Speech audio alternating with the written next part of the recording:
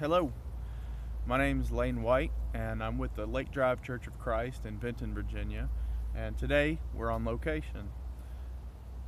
I was preaching this past week, and then yesterday when I was teaching the young adults class at the church, I realized that Acts chapter 17, especially verses 16 and following, they're really powerful.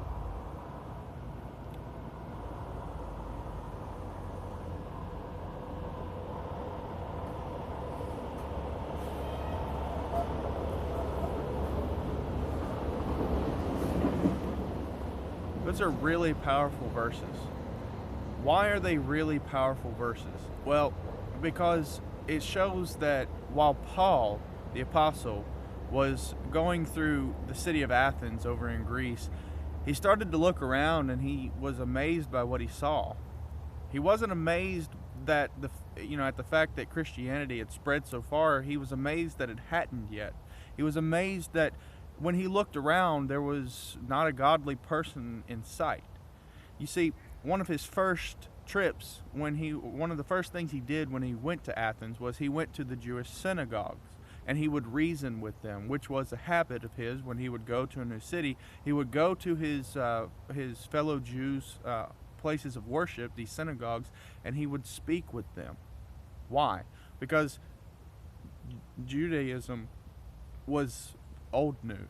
Christianity was the new news, the good news. You see, but he didn't stop there. He didn't just stop with the Jews in the synagogue. He would actually go out on the street corner, as you read in Acts chapter 17 there, verses 16 and following. He would go out on the street corners. He would go out into the market, and he would profess the name of Christ before everybody. And he must have looked like a crazy person to be out there in just the middle of nowhere and even on busy streets and just screaming for, at the top of his lungs. In some ways, he very well could have been. He could have looked like a crazy person, telling people about a God who would die. Why is that so strange? Well, if you really think about it, if you know your history, the Jews believed that God was all-powerful and they were waiting for their Messiah. But when the Messiah came, when Jesus came, they didn't believe that he was it, because he didn't fit in the prototypical hero mold that they were looking for. But what about the Gentiles? See, we know about the Jews, but what about the Gentiles? Well, the Gentiles had all of these different gods, these idols that they worshipped. They had all of these different things that they made with their hands out of sticks and out of stones, right, and metal. And they would worship all of these different idols, and they would give different attributes to these different gods. All right. Well, they had one particular god named Ares. The Greeks did. Well, at this point in history, the Romans had actually taken over all of Greece, and they had taken Greece's idols and their gods and converted them over to Roman gods. And so Ares in Greece became Mars in Rome.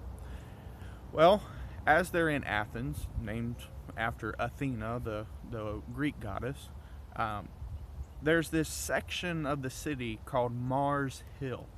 And if it's Mars Hill and Mars is the supposed god of war in their culture, what would you think would actually happen on Mars Hill? Well, you would think that there would be people going to war, right? People would be debating left and right. People would be, either fighting or discussing things passionately. Well, that's what happened. Well, these people, they grabbed Paul because they heard what he was saying. They grabbed Paul off the street corner and they said, let's take him to Areopagus. All right, so they take him over to Areopagus, take him to Mars Hill, and they say, let this man tell you and tell everybody here what we've heard him saying, because he speaks about strange gods. He's speaking about things that we've not heard before. So we like to hear new things. So let's let this man tell us about this new thing, this new Jesus. Well, Paul said in those verses in Acts 17, 16 and following, he says, as I was walking by, I noticed your different culture, your cultural habits, your worship habits. And I even noticed you have a sign. This sign where you worship this unknown God. You know, you have this temple for this God, and you have this idol for this God, and you have this statue for this God, and you have these little idols over here for all these gods. But right here is an empty spot with a sign that says, "To the unknown God." Well, let me tell you something. That's the God I'm here to tell you about, Paul said. I'm here to tell you about the unknown God, the one that you have been worshiping in vain and out of ignorance. Well, I'm going to tell you, this is the God of heaven and earth. This is the God that created everything. This is the God who came to this world and died for you and for me, and is giving us an opportunity to live with Him forever in heaven. You see, to the Greeks, to the Gentiles, this blew everything out of the water. You see this water behind me? Blew it all out of the water, right? Because everything that they had learned about their gods, little g gods, taught them that their gods did not care for them, that humans were just pawns in a game of, of chess or of sport for these gods. If Ares, the god of war, or Mars now in Roman culture, wanted to cause a war just for giggles, he would do so, and millions of people would lose their lives fighting over the whim of their idol. So when Paul is preaching Jesus, a God who can bleed, who did bleed, a God who doesn't stay in Mount Olympus, He comes down here, a God who is not interested in mating with humans but dying for them. When He is preaching Jesus, it is changing their entire perspective on life. At least it's supposed to. You see, Christianity turned Judaism on its head, and Christianity turned idolatry on its head. Christianity changed the world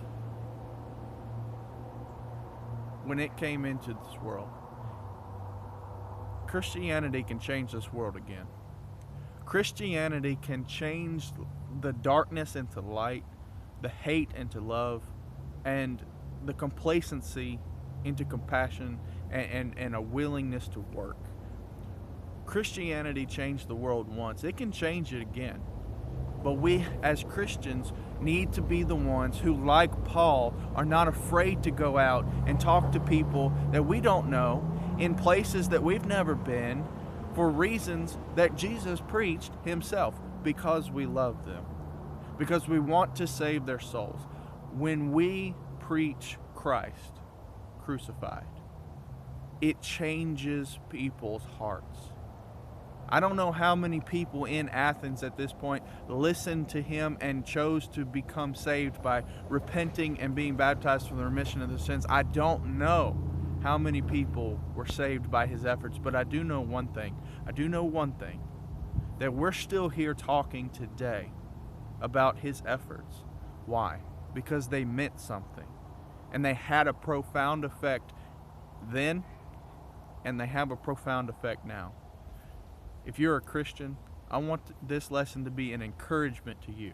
If you are a Christian who just doesn't know how to start doing what God wants you to do, take a lesson from Paul and just go out anywhere and just preach Christ and Him crucified, and just let it work in your life and in the lives of the people around you.